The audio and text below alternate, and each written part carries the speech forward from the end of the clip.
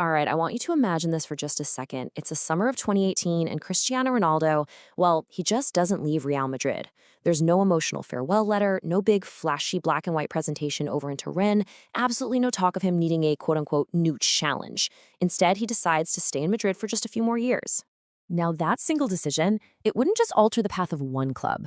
We are talking about triggering a massive continent-wide domino effect that literally reshapes modern football as we know it. Juventus completely changes their entire project. Manchester United ends up rebuilding around pure nostalgia. The Champions League itself changes hands. I mean, even Kylian Mbappe's future might have looked completely different. And honestly, the craziest part about all of this is that most people still totally underestimate how massive that one falling domino really was. So let's set the scene. Back in 2018, Real Madrid were sitting at the absolute pinnacle of the sport.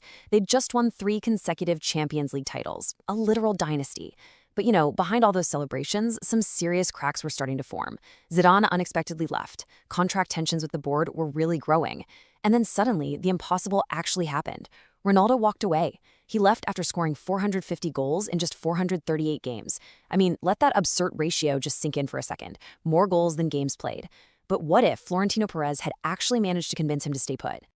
Well, right off the bat, the very first and biggest change happens immediately.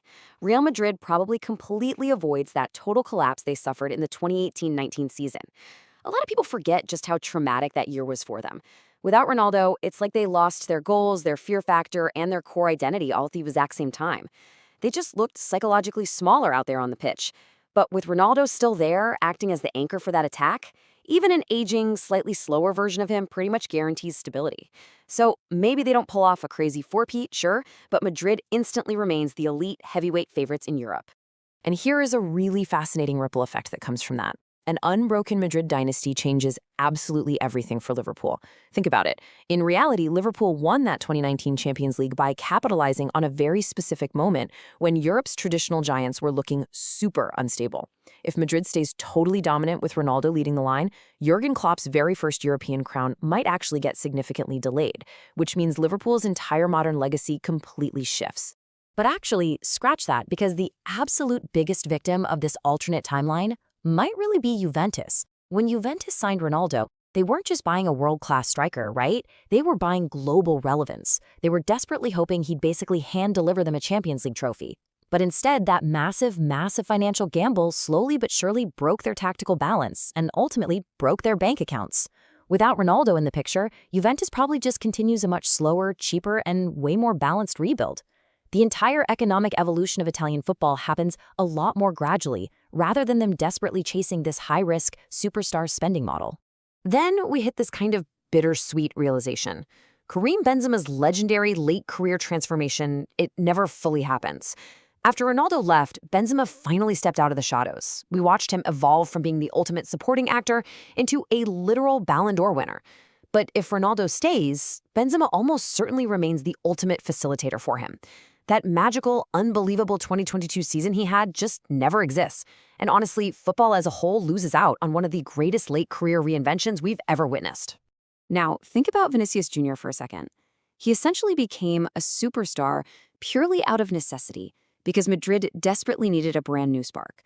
But if Cristiano remains the undisputed face of the club until, say, 2021 or 2022, Vinicius develops in an entirely different way. He's brought along much slower. He definitely faces way less pressure from the media and the fans. He's more protected. But perhaps as a direct result of that, he's far less explosive and battle-tested when the team actually finally needs him to step up. Okay, and then there's Kylian Mbappe. This is where the timeline gets truly crazy. Real Madrid basically spent years clearing the decks and preparing for the post-Ronaldo era, specifically to make Mbappe their next global icon. But if Ronaldo never leaves, do you really think Madrid aggressively chases Mbappe so early on? Probably not. Maybe PSG gets to keep him a lot longer without that constant looming pressure from Spain. Or maybe Erling Haaland becomes Madrid's primary target instead, completely shifting the entire balance of power across Europe. And wow, we haven't even touched on Manchester United yet. Ronaldo returning to Old Trafford back in 2021 was this incredible, massive emotional high that almost immediately turned into one of the most chaotic periods in the club's entire modern history. It totally disrupted their tactical plans, it accelerated managerial sackings, and it really symbolized a club that was just chasing nostalgia. If Ronaldo stays at Madrid, that dramatic reunion never happens. And honestly, United's whole rebuild might have actually benefited a lot from avoiding that massive emotional detour. Of course, even Lionel Messi's story changes here. The Messi-Ronaldo rivalry was the absolute heartbeat of an entire football generation. When Ronaldo left, La Liga basically lost half its global identity overnight. And El Clasico? It slowly started to lose its mythological must-watch feel. If Ronaldo had stayed until 2021, we are gifted several more years of that absolute peak rivalry.